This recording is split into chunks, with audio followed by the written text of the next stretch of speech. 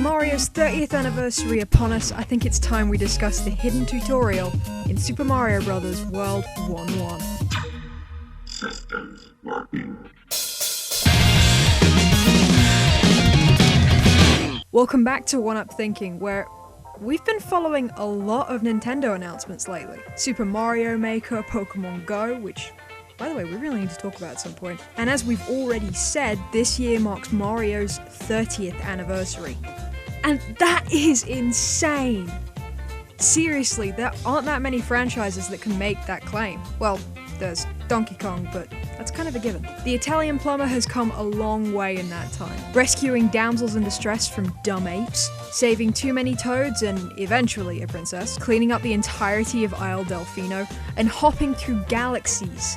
Twice. Yet, admittedly, I haven't played that many Mario games. I know, it's sacrilege, but I grew up Sony and Sega, and I'm only just going back to correct this little mishap. While finding a good starting place, there was no better place to go than 1985's classic Super Mario Bros.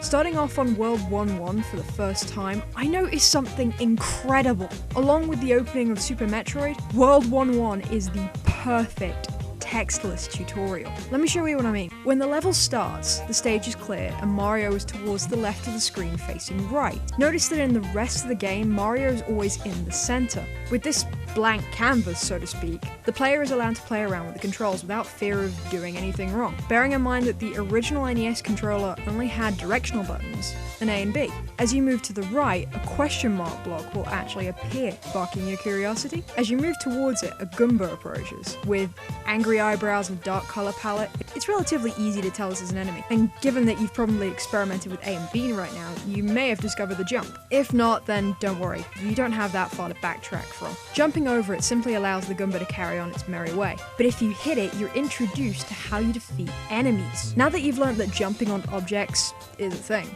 there's a good chance that you will attempt to jump on the block, or even jump over them.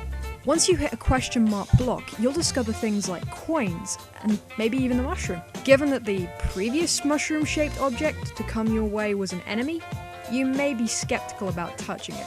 The joys of the level's setup, though, is that once the mushroom falls, also teaching you that gravity is kind of a thing here, it travels to the right but bounces back off the pipe towards you. If you're right under the blocks and you try to jump over the mushroom, the second you hit the top block, it bounces you back down and hits the mushroom anyway, introducing you to a power-up mechanic.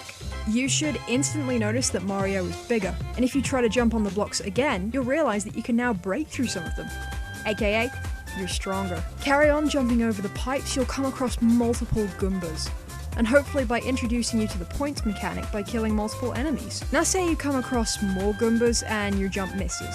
The Goomba hits you and you assume you're gonna die. Great, I have to backtrack from where I was again.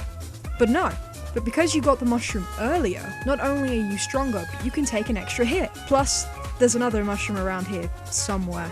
A little ways down from there, you may decide to start punching blocks randomly just to see what they do. And to your surprise, this one starts dispensing coins. New fact learned, the secret's everywhere. Everywhere. Next up, Koopa Troopers. Enemy? Easy, jump on it, but what? Why did it leave its shell? Ooh. New weapon unlocked. We're not even at the end of the stage and we've already learned 1. How to move and jump. 2. You die if an enemy even touches you. 3. How to kill said enemy. 4. Question mark blocks give you stuff. It's all possible. 5. Oh, gravity works. 6. Mushrooms make you big and strong. And that's a fact in real life, kids. Eat your mushrooms. 7. When Big Mario gets hit by an enemy, you don't die yet. 8. There are secrets everywhere. 9. Enemies come in all different types, so keep an eye out. And finally, 10. Some enemies you can use to your advantage. I know all this doesn't seem like much, but how many times have you gone through a game nowadays and been bombarded by tutorial screens and expositional dialogue all over the place to the point that you just put the controller down and wish they'd shut up for once? World 1-1 is not only well designed, but didn't treat the player like a complete idiot. It trusted us enough to figure it all out on our own. And even nowadays, that's pretty cool. Mario, happy birthday. Hey guys, hope you enjoyed the episode, even if it is a little short, but trust me, there's something big on the way. As I've said, happy 30th birthday, Mario. Let us know in the comments some of your favorite Mario games or characters you like to play as, anything Mario related. And to all those who are getting to play Super Mario Maker today, have fun and make something incredible. Don't forget to like, comment, and subscribe, and why not join us over on Twitter? I post regularly and it's a great way to see what's coming up next. Meanwhile, I have some Mario to play. Till next time.